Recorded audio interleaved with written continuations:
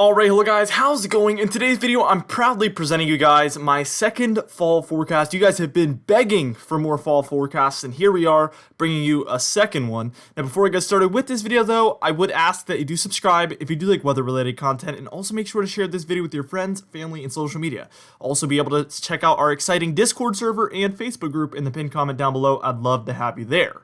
Now for today's comment of the day, I want to know, which fall month is your favorite? I have to say I think October is my favorite fall month, but let me know what you guys think in the comments down below and give me a reason why, and I'll be picking one of those for tomorrow's video.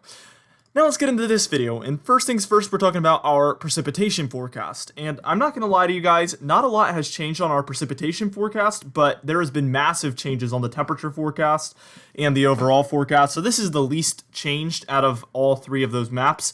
But we're still going to just go over it for the first-time viewers that are watching this. Now, we have above-average precipitation expected from the Pacific Northwest through the Northern Rockies, through the Upper Midwest, and down into the Great Lakes, Ohio Valley, and even some of the interior northeastern United States. And this is only our first shade of above-average precipitation, so we're expecting a pretty good chance at above-average precipitation, but not the most confident we could possibly be. Now what we're going to do is we're going to move on, and we're actually going to show you guys our second layer of above average precipitation that we have, and that's where we're a little bit more confident in the above average precipitation. That's just our most confident region that we have at this moment. Here it is, and you can see that second layer is located over the Pacific Northwest, Oregon and Washington, and that's because we are heading into a La Nina, and La Ninas are very much so known for bringing the above average precipitation north up here to the Pacific Northwest as opposed to California down below. Now, let's go ahead and move on and talk about our below average precipitation, and as you can see, for the southern four corner states, Texas, Oklahoma, Arkansas, Louisiana, all of the southeast states basically, through Georgia, South Carolina, North Carolina, Tennessee, and a bit of Virginia as well. So it kind of reaches up further north into some of the Appalachian Mountains, regions like that as well. And you might notice here that we don't have that below average precipitation for the Gulf Coast. So you might be wondering, why doesn't it extend down to the coast? Well, if you've been keeping up to date with our videos as of lately, and by lately I mean the last few months, you would know that we are expecting a very active hurricane season. So the chances are that a lot of these Gulf states and Southeast states, the chances are that we will see one or two impacts. Basically, I'm just going to go out and say it. There is a big chance that we do see some impacts from tropical storms, hurricanes, things like that. That is going to drive those precipitation numbers far above what is normal. Obviously, we know that inches and inches and inches of rain are expected for tropical systems. So if we do see any tropical systems, that is definitely going to not allow for below average precipitation. So I went on the safe side and, went with around average. If you don't see any tropical systems, yeah, you might be below average precipitation. But if you do, you are going to be far exceeding your average for precipitation there. And that also applies for the East Coast too, anywhere where we could have some tropical activity. All right, now what we're going to do is we're going to move on and we're going to take a look at that exciting temperature forecast, which, like I told you guys before, has major, major changes. Now, I'm very excited to present this to you guys. I just love the fall forecast, the winter forecasts. If you aren't familiar with the history of my channel, that's actually how we started. We made a winter forecast video back in like 2018, and that was like one of our first videos. I used to make videos when I was a kid. If you go check back the oldest videos, it was just stuff from when I was a kid. And then eventually in 2018, I uploaded a winter forecast. I love doing these seasonal forecasts, and they're my favorite videos to make actually for the fall and winter months because they're my favorite seasons. All right, now let's get into the above average temperature region here for the western United States as a whole, and even for the four corner states and some of the plains here as well. We are expecting above average temperatures. And you might be wondering what has changed about this, because if you haven't seen the first one, you wouldn't know. Well, we used to have this above average temperatures extending into a lot of the upper Midwest, like Minnesota, Iowa, the Dakotas, Wisconsin. We don't have that anymore. Models have kind of shifted their thoughts here, so we are shifting our thoughts as well with the models, with the teleconnections. Everything that is changing and evolving, we're going to continue to change with it. Let's go ahead and look at that second layer of above average temperatures here, and as you can see, the Pacific Northwest through the Northern Rockies there, even the West Coast and some of the four corner states as well, we're expecting moderately above average temperatures here, and this is just again where we're more confident in those numbers, and we're more confident that these areas will be above average temperatures as a whole. You might also be wondering, what is our scheduling, because this is our second fall forecast. Is there going to be more? I'm expecting to make one in the month of August, maybe earlier on in the month of August, or maybe at the end of July here. And then a final one at the end of August, because meteorological fall begins on September 1st. So I will be making it before that point, but just before it. So we have the latest, most up-to-date information, and that will be our final fall outlook. I might not even make one in between now and then, so there might only be one more. I don't really know at this point. It's whenever I get new information, and if you guys want more. I usually have people contact me via email, things like that, asking me to make these types of videos. Anyway, sorry to blabber on. We're going to move on, and what we're going to do is we're going to take a look at the exciting below average temperatures, where I'm actually expecting some pretty chilly temperatures, even some Arctic outbreaks to enter some regions here of the United States. Stay tuned. Alright, and here we are taking a look at that exciting below average temperature region, and as you can see, it takes over much of the central and eastern United States. You might also be wondering what has changed about this.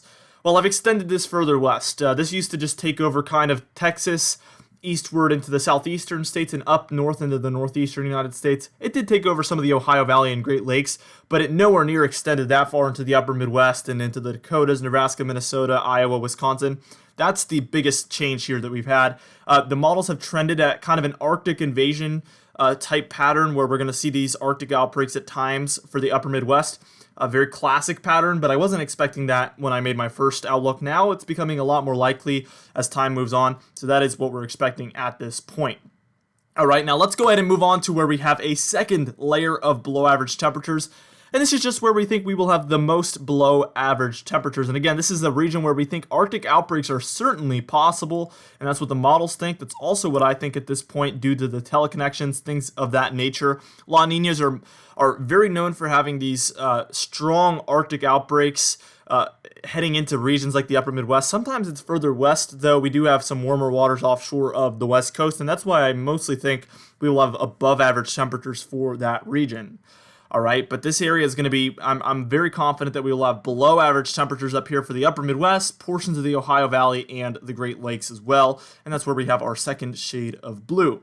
All right, now what we're going to do is we're going to move on to that extremely exciting overall forecast, my favorite one of the entire video. All right, and here we are taking a look at that exciting overall forecast, and there's a lot to go over here, so don't worry, I will break down each region.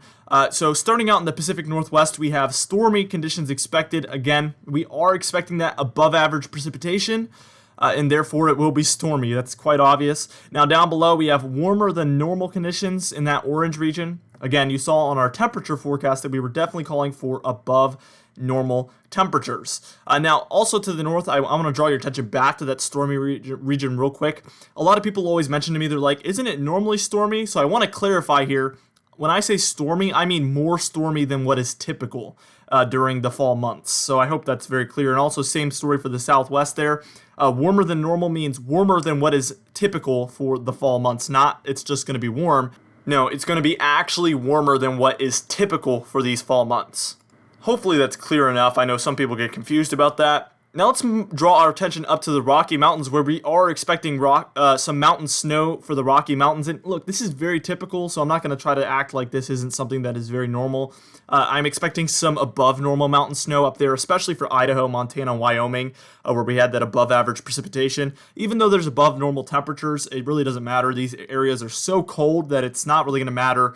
It's going to be a difference of being, 20 degrees or 25 degrees. So either way, snow is going to be in the forecast for many of the fall months.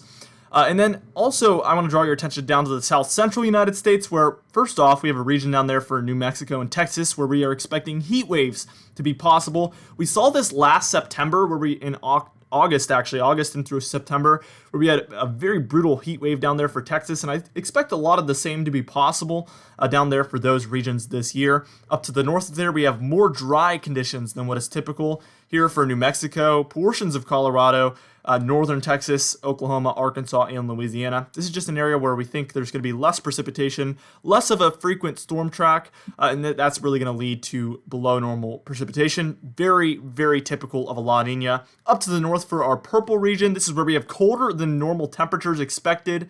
And again, colder than what is normal, because I know a lot of you are going to be like, well, it normally gets colder than what is normal. So a few degrees colder on average than what is typical for September, October, November. I think especially as we head later into October, November, I think it's going to get colder and colder than normal. Last year we saw a very cold November. I think it could be very, very similar to that. I think it could also start off warmer like it did in September. Either way, colder than normal for most of the fall season. To the north of that, we have potent Arctic outbreaks. Again, I think if we have that moderately below average temperatures, we could see those Arctic outbreaks get to a very quick start. That's really going to depend on how much of a snow pack we have up to the north in Canada. That would allow for more potent Arctic outbreaks than what is typical. If we have less snow, then probably not, probably just colder than normal. But as of right now, it seems like it could be actually quite potent at this point. Now, let's draw our attention down to some of the southeast states, mid-Atlantic states. You can see a light blue region down there. That's where it's going to be cold at times. I think especially earlier on, it could be warmer than normal actually. So September and possibly even a portion of October. But most likely, like what we've seen for the past 2 falls in a row, actually, I think there will be probably a turning point at some point in October where we see it switch from these warmer than normal conditions and switch all the way over to more of a colder than normal pattern. To the south of that, in our red region, we have tropical activity possible, and I think actually more tropical activity than what is usual. Again, if we have a big hurricane season, obviously that would create more chances for tropical activity to impact the United States. And I think that's a lot of what we could see. Again, that's obviously especially going to be for September and then October and probably not November because that's how it typically goes. It usually calms down the further into the fall we go.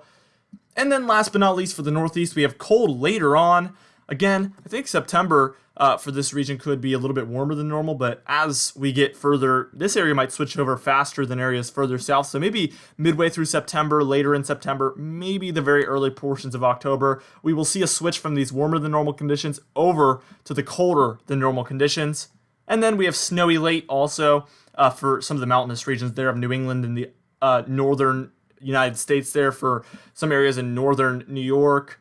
We see areas in Vermont, New Hampshire, and Maine. Again, that's something that's very typical. A lot of people don't know that because, well, they don't live there and they don't know, but it does start to snow there very frequently, actually, in October, November.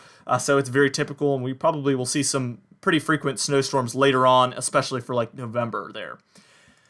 Anyway, for today's comment of the day, I asked you guys, what is the hottest temperature you felt so far this year? And Ethan said 97 near Albany, New York. Very impressively hot temperatures for that region. So that's why I picked that comment. Anyway, guys, thank you so much for watching this video. Again, be sure to share it with your friends, family, and social media. I will see you guys in the next video.